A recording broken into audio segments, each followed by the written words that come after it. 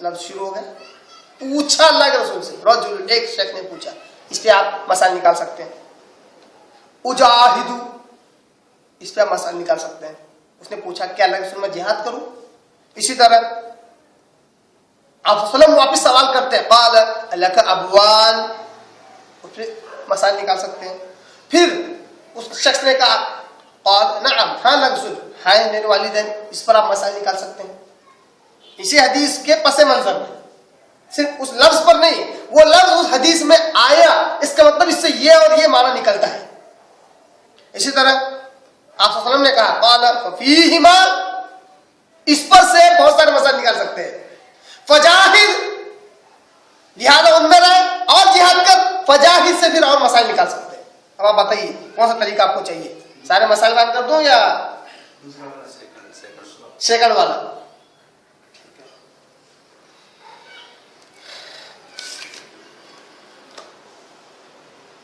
عبداللہ ابن عمر رضی اللہ عنہ کہتے ہیں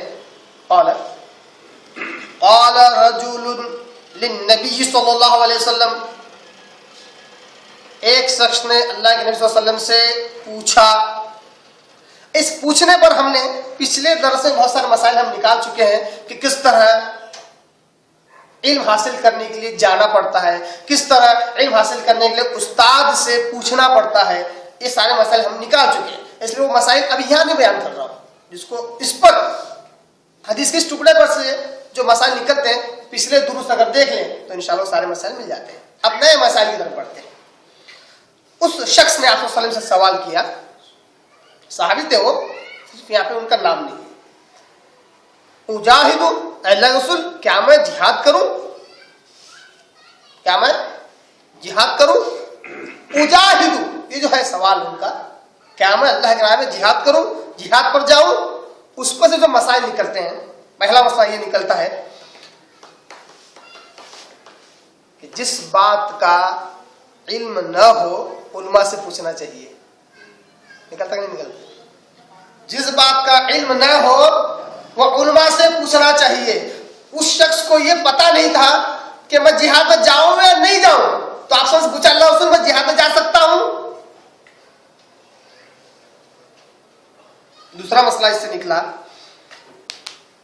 کہ کوئی بڑا کام کرنے کے لیے, غور سے سننا, بہت نصیحت ہے اس میں, زندگی سنور جائے گی انشاءاللہ.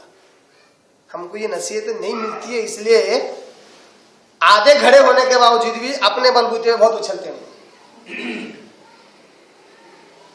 دوسرا نقطہ یہ نکلتا ہے کہ کوئی بڑا کام کرنے کے لیے بڑوں سے رائے مشورہ کرنا چاہیے اور ان کی اجازت بھی لینا چاہیے, ہے کہ نہیں؟ کہ بڑا کام اگر آپ کر رہے ہیں, بالخصوص چھوٹے موٹے نہیں, کھانا کھانے سے پہلے کھانا کھاؤں کیا, پانی پہ پانی پیوں کیا, نہیں, کوئی بڑا کام اگر آپ کر رہے ہیں, اس طرح یہ شخص جہاد پہ جا رہا ہے, بڑا کام تھا, تو بڑے لوگوں سے رائے مشورہ کرنا چاہیے, ان کی اجازت لینا چاہیے. بڑا فائدہ ہوتا ہے اس میں, کیونکہ ان کے پاس وہ تجربہ ہوتا ہے جو ہمارے پاس نہیں ہوتا. وہ شخص آتا ہے سے کہتا ہے اللہ رسول کیا میں جہاد کروں, معلوم تھا صحیح رائے ملے گی, رائے آپ صلی اللہ علیہ وسلم سے صحیح ملے گی, حکم صحیح ملے گا, فیصلہ صحیح ملے گا. آج ہماری یہ حالت ہے کہ 4 کتابیں ہم نے پڑھ لی, 4 باتیں ہم کو معلوم ہوگی, پھر تو کیا بتائیں, سارے فیصلے ہم خود ہی کر لیتے. جبکہ رائے مشورہ ایک بہت اہم چیز ہے.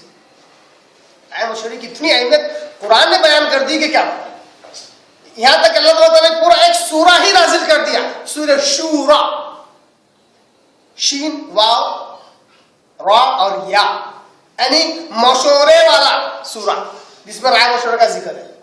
اس کے علاوہ تو رائے مشورے کی اللہ تعالیٰ نے اہمیت تو بتلائی ہی بتلائی. ٹھیک ہے. تیسرا مسئلہ اس سے یہ نکلتا ہے, بڑا پیارا مسئلہ ہے تیسرا مسئلہ یہ نکلتا ہے کہ دین کے مسائل سب سے پہلے, اور سے سننا, لوگ یہ بات سمجھ میں نہیں آتی, اس لیے ہے نا کبھی کسی چیز کو بڑھا دیتے ہیں, کبھی کسی چیز کو بڑھا دیتے ہیں, اصول نہیں پتا ہے. دین کے مسائل سب سے پہلے علماء دین سے پوچھیں گے, پھر ماں باپ سے. وہ شخص چاہتا تو جاتا تھا, ماں باپ سے بولتا تھا کیا میں جاؤں جہاد پہ. آپ صلی اللہ علیہ وسلم کے پاس سب سے پہلے آیا, آپ صلی اللہ आप सल्लम ने सही तरीका बताया, इत्मीनान हो गया तो चला गया। मालूम हुआ कि सबसे पहले दीन के मसाइल, दीन की, दुनिया मसाइल की बात नहीं कर रहा हूं, दुनिया मसाइल के ताल्लुक से राय मशवरा तो आ ही गया, दीन के मसाइल सबसे पहले उलमा से पूछना, माँ बाप से नहीं। इससे तो एक नुक्ता यह भी निकल गया कि माँ बाप की अंधी तकलीफ नहीं करना चाहिए। क्यों? लोग बोलते हैं बाप दादा से चला आ रहा है दीन, हम इसको कैसे छोड़ सकते हैं? दीन का मामला ऐसा है कि इसमें इसके जो माहिरीन हैं, उलमा इकराम, उनसे पूछना चाहिए कि मसला कैसा है। वो कुरान से, अहादीस से, दीन की रोशनी में, शरीयत की रोशनी में जब जवाब देंगे, भले ही माँ बाप उसके खिलाफ क्यों हो, हकीकत को आप जान लें कि हकीकत है, ये सच्चाई है, सच्चाई को आप कबूल कर लें। चौथा नुक्ता इससे ये निकलता